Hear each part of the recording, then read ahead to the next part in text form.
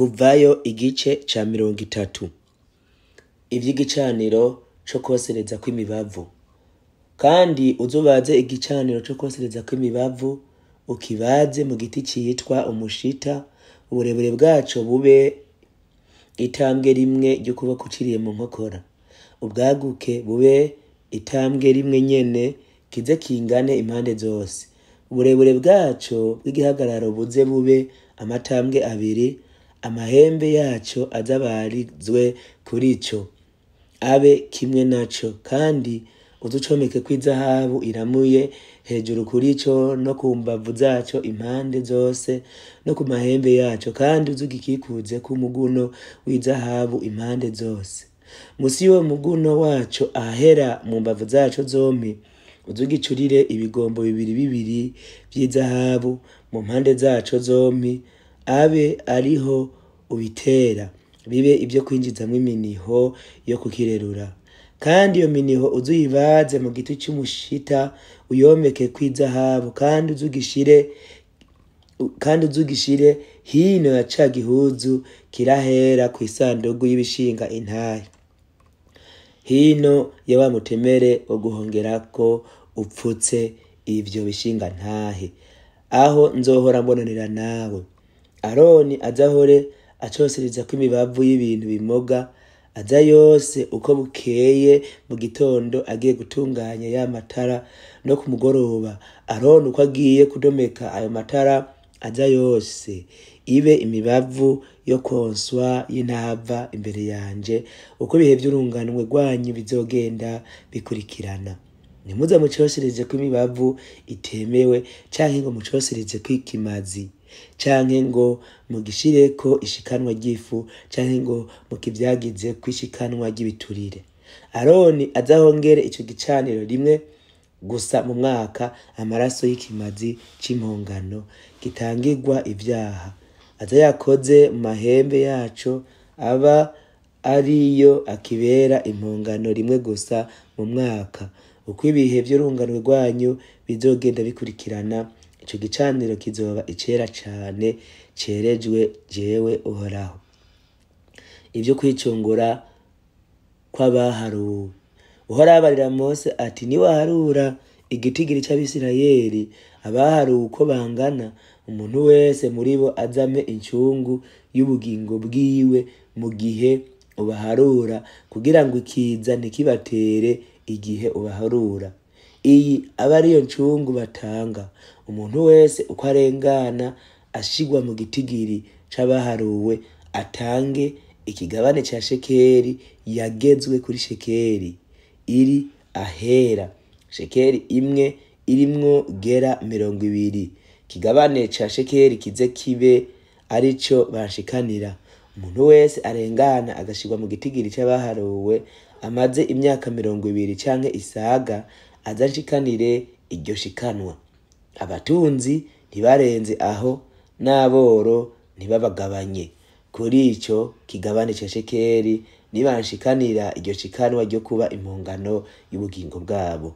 Nuko uze wake Abisirayeli ayo mahera y'impongano, uyakoreshe ibikorwa vy'ihema ry'ibonaniro, abere Abisirayeli icibutso kizotuma mpora mbibuka, abe impongano y'ubugingo bwabo. Ivy'ikigarigari c'umuringa. Uhoraho abarira Mose ati, uzucure ikigarigari mu miringa co gukaraba, kigire n'intebe y'umuringa nyene. Uzugishire hagati y'ihema ry'ibonaniro n'igicaniro, ugisukemwo amazi. Aroni n'abana biwe azaba ariho bahora bakaraba, boga ibirenge. Iyo bagiye kwinjira mu ihema ry'ibonaniro, baze bakarabe boge, kugira ngo ntibapfe.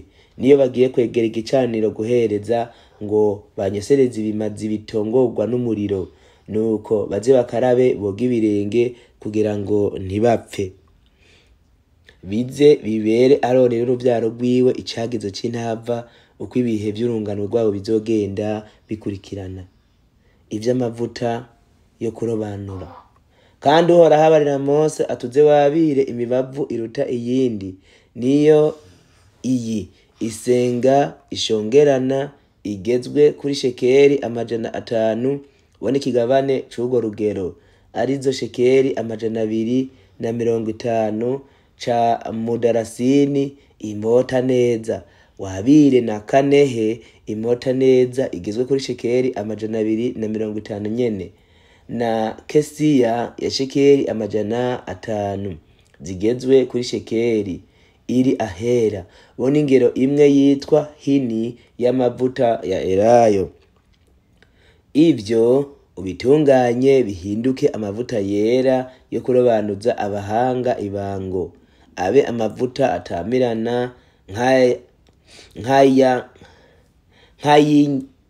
nk'ayinjijwe n'abahinga babimugoreye, azaba amavuta yera yo kurobanura.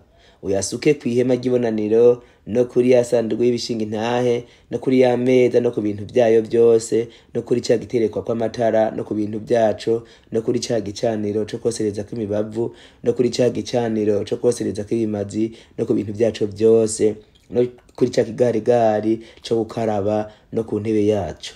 Ubirobanure kugira ngo bize bibe ivyera cane.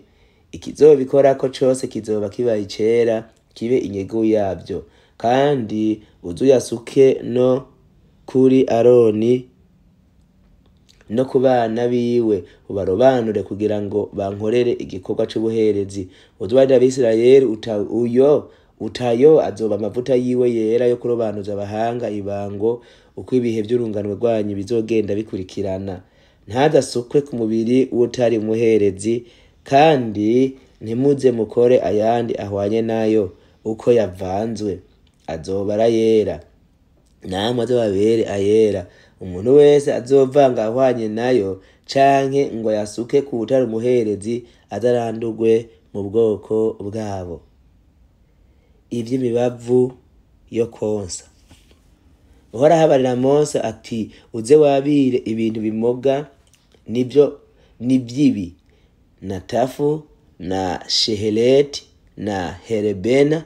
Ibyo bintu bimoga ubivange na rebona itagira indobeke, byose binganye uburemerezi. Ubitunganye bihinduke imibavu nk'iyakozwe n'abahinga babimugoreye, irunzwe umunyu, itarobetse, ikindi yejejwe.